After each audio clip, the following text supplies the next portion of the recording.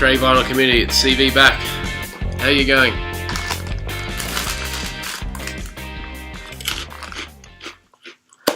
Sustenance, you gotta have it. Anyway, just want to say hi to Dave and Michael. Now, Dave and Michael, aka Naz Nomad in the vinyl community, in the VC. Just search Naz Nomad, Nazz space Nomad. Check him out. He's been in London. Naz, congratulations, mate. You got some unbelievable finds in your trip to London at thrift stores.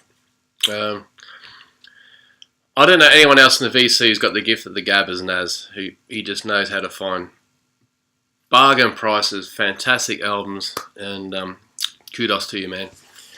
Check him out. Anyway, today I'm catching up on some last 2 months finds, and I've got a pile together which I kind of call the 80s 90s pile. So it's kind of random vinyl in that era. So if you're into 80s and 90s, get ready. Here we go.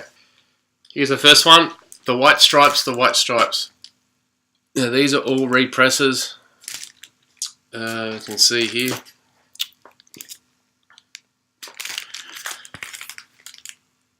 And of course the White Stripes.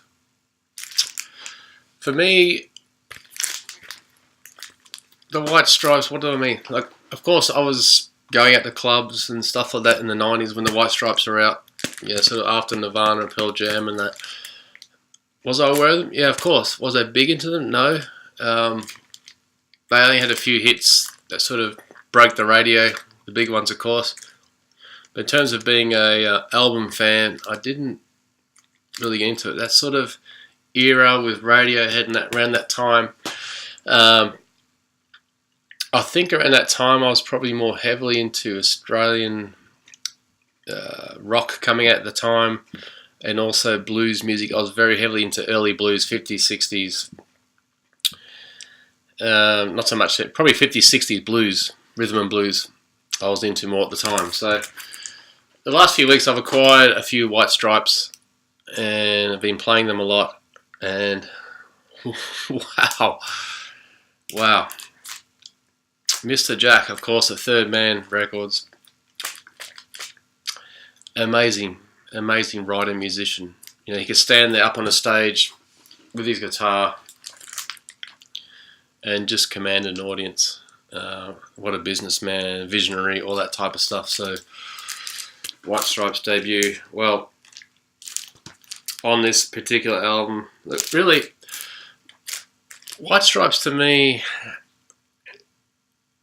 compared to a lot of other bands similar, I am more than happy to listen to all their, spin it from side A to side B all the way through and be happy with pretty much all the tracks I listen to. So, and it's good fun music. It's good sort of party, upbeat music. And if I want to feel like a bit of rock and get up and feel pumped, White Stripes, why not?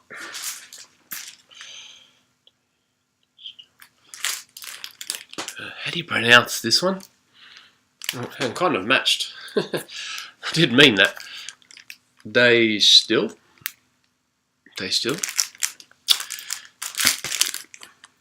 Great label, this one. Great cover. White Stripes.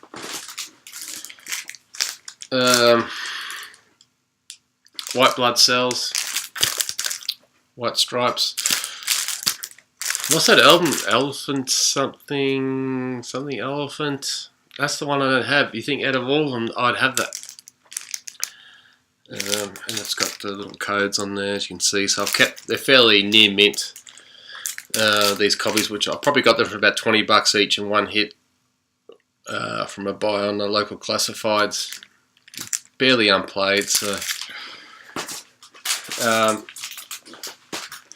The last one I got out of the four from this one buyer was this one here. This is Under Great White Northern Light. This is their live double album. It is fantastic. Fantastic. 2 albums I can listen from track to track all the way through and feel really good. It's really upbeat music. Sorry about the glare. This album, not this particular version that I've got, but some of them can now fetch well over $500. This one, unfortunately, not quite. It's probably around the 50 mark that I've got, but nonetheless, it encapsulates the white strop just perfectly for me. Okay, the next two, I finally cracked it, finally got in there. I was talking before about the mid-90s, and guys, you can't see, but I've been trying to hold it, but just out my view out there out the window is one of my dogs taking a crap. Anyway, I've only bought this next two for my lovely wife, who you've seen, Vicky. She appeared in an earlier video if you search. I've got to get her back on the camera soon. She is a massive fan of this Radiohead OK Computer Pablo Honey. Pablo Honey for me is probably my favourite one of theirs because it's an early one of theirs, and more memories for me with a few of their songs when they came out, just blasting them loud. Not playing them on guitar at the time, but just blasting them loud on an old Sony system amplifier I had. The dog again, my other dog's just gone out and he's trying to eat the other ones, you know what, so I've got to continue on. So Radiohead, I mean, these albums have been talked enough on the YouTube channel, YouTube vinyl community, but I haven't really played them yet, but fantastic to have. This one I'd love to get in, Jebediah, an Australian band, early 90s. Slightly odd way, beg your pardon. And this came out around Record Store Day early this year. It's not an official Record Store Day release as far as I understand, but it came out at the same time. And it's a great copy. It's on this brown sort of swirly vinyl. I don't know if translucent, if you can see that. It's beautiful, something different. And I actually saw, if you saw one of my early videos where I talk about Midnight Oil, this band was actually performing. If you look at that video, you'll see I've got about 20 seconds of a grab of their one of their live performances. So if you're an Australian and you're a late teenage, early 20s around this time in the mid 90s, late 90s when this band came out, they're still kicking ass now. You'll know how good this is. Brad, Tech Webcast. Brad, I know you got this. You know what I mean, yeah? Just check him out on Spotify if you haven't heard of him before. Jebediah, so it's Jebediah.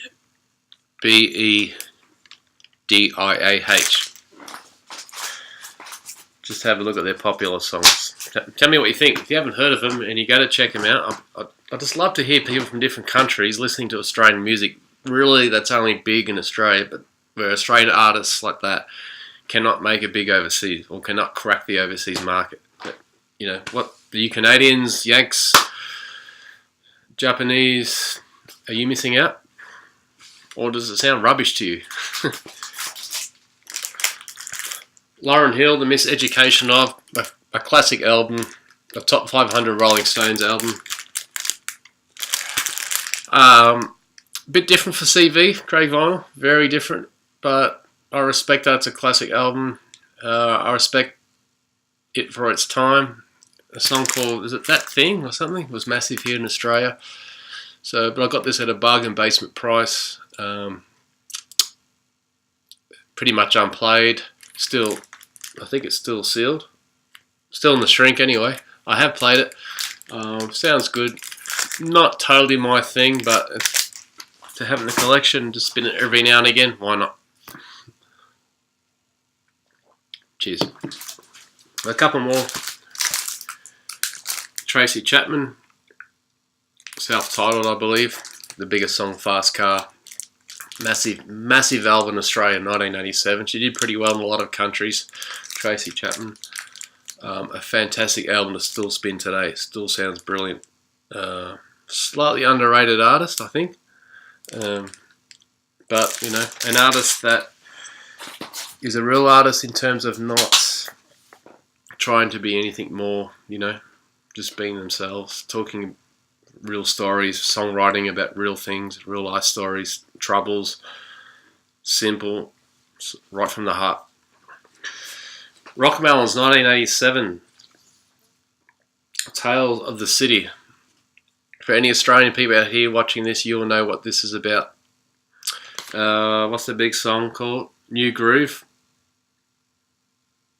and Rhymes were both top 40 hits in Australia. Rockmelons was sort of a mixture of a few different artists from different bands that came together to make an album.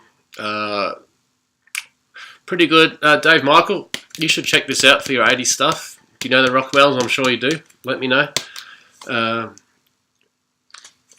Slightly sort of funk, a little bit of funk, groove in there. What else would you call it? You know, Dave, let me know. I'd love to hear your thoughts on them. If you don't know, let's talk about them. Cyndi Lauper, She's So Unusual. Fairly common album, but this is a thrift store find, like the Rockmelons. 5 big hits, as you can see.